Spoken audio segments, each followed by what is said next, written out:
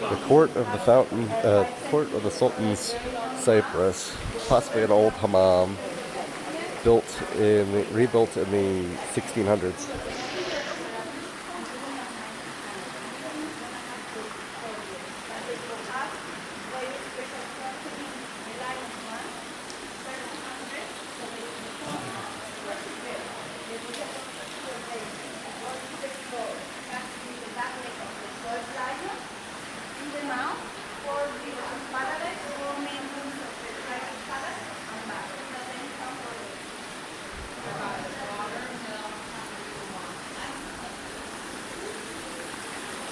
Waterfall of the old aqueduct.